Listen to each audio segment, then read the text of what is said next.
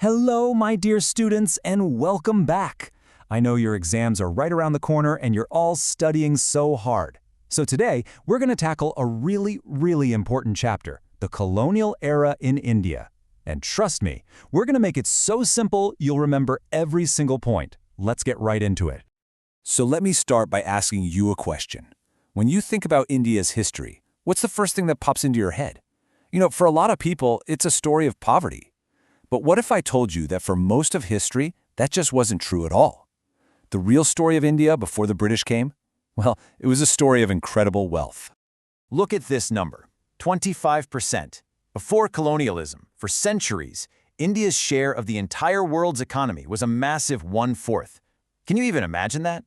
That's why India was famous all over the world as the Sone ki Chidya, the golden bird.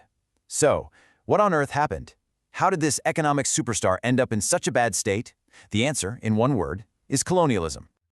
So what is this big word colonialism anyway?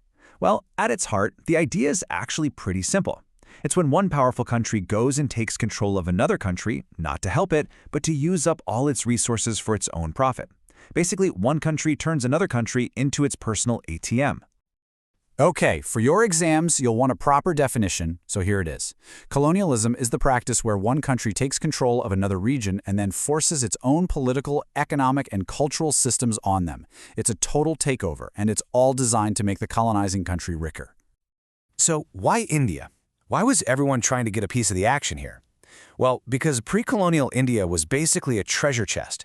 Its spices were famous everywhere, its cotton cloth was the best in the world, and don't even get me started on the gems. This amazing wealth attracted all the European powers, and it started a huge competition to control India's trade. Now, take a look at this timeline. A lot of people think the British were the first to come to India, but that's not right. The Portuguese actually landed way back in 1498 with Vasco da Gama. Then came the Dutch in the 1600s, who mostly wanted spices. The English set up their first trading post in 1612, and the French arrived even later in 1668. So it was a pretty crowded place, with everyone fighting for India's riches. So, who were these main players in the game? You had the Portuguese, who were great sailors but also known for being pretty brutal. The Dutch were just laser-focused on the spice trade. The French, they had big dreams of building an empire, but in the end, the British outsmarted them. And then there were the British. They came as the East India Company, just simple traders, or so it seemed. Their real plan was much bigger. They wanted to become rulers. And this brings us to the most important question of this chapter. How did the British, who weren't even the first to arrive, manage to take over the entire subcontinent? Well, their success wasn't just about having a bigger army. It was all about clever and kinda cunning strategies that were designed to trap the Indian kingdoms one by one. Their number one strategy, and you must remember this, was divide and rule. The logic is so simple but so effective. Think about it. If you want to defeat a strong, united group, what's the best way? You make them fight amongst themselves, right? The British were masters at this. They would find two Indian kings who were rivals, help one against the other, and then when both were weak from fighting, the British would swoop in and take advantage. The Battle of Plassey in 1757 is the perfect example of this. The British commander, Robert Clive, had a tiny army compared to the Nawab of Bengal, Siraj-ud-Dowlah. But Clive didn't win with brute force, he won with a secret deal. He went to the Nawab's own army commander, Mir Jafar, and promised to make him the next Nawab. So Mir Jafar betrayed his king, his soldiers didn't fight, and the British won a massive victory. Even today, if you call someone a Mir Jafar, it means you're calling them a traitor. Okay, next up, the British used another very clever trick, the Subsidiary alliance. This was their way of taking control of a kingdom without even fighting a battle. It was like a beautiful cage. It looked like they were protecting you, but slowly they were taking away all your freedom.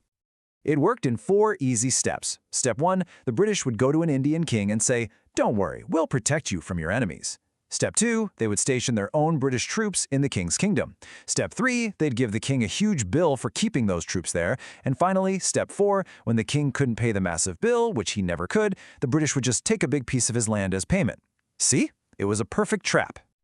All right, quick break. Pop quiz time. This is a classic 1-mark question in your exams. Can you remember another one of those tricky British policies, the Doctrine of Lapse? What was it? Think for a second.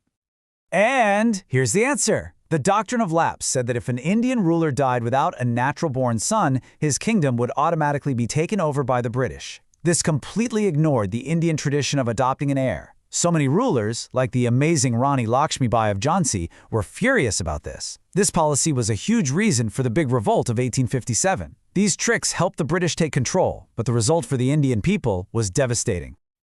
So, the British were now in charge. But what did this mean for the ordinary people, for the economy? This is where the story of the golden bird turns really, really tragic. This is where we see how the bird was finally put in a cage. Just look at these two pictures. It's heartbreaking. On the left, you see bags of grain being exported out of India, sent to Britain. And on the right, you see starving Indian people waiting for food during a famine. The British forced farmers to grow things like indigo and cotton to sell instead of rice and wheat to eat. The result? Horrible famines where millions of people died while food from their own land was being shipped away. And listen to this quote. It's from a British Governor-General himself. "The bones of the cotton weavers are bleaching the plains of India.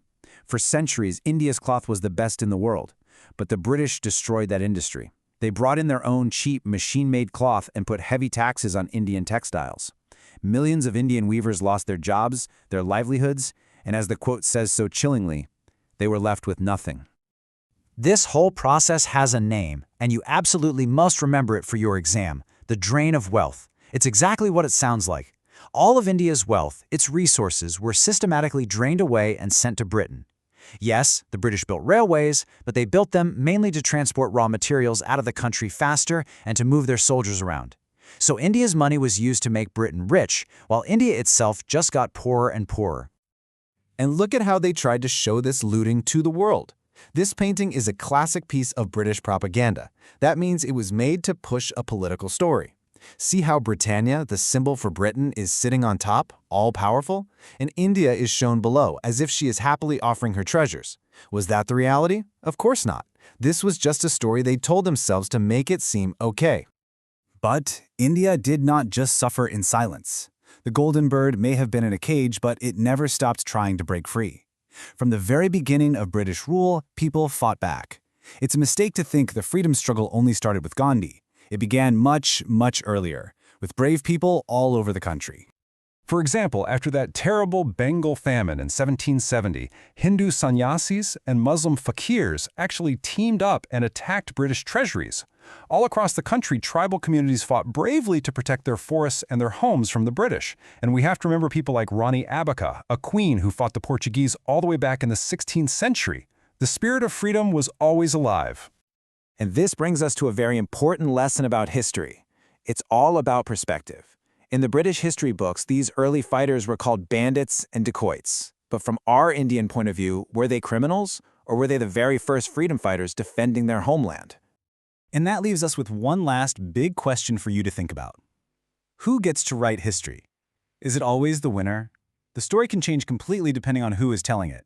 So as you study for your exams and as you go through life, always remember to ask questions and look at the story from all sides. Keep studying hard, and we'll be back soon to talk about the next chapter, the Great Freedom Struggle. All the very best.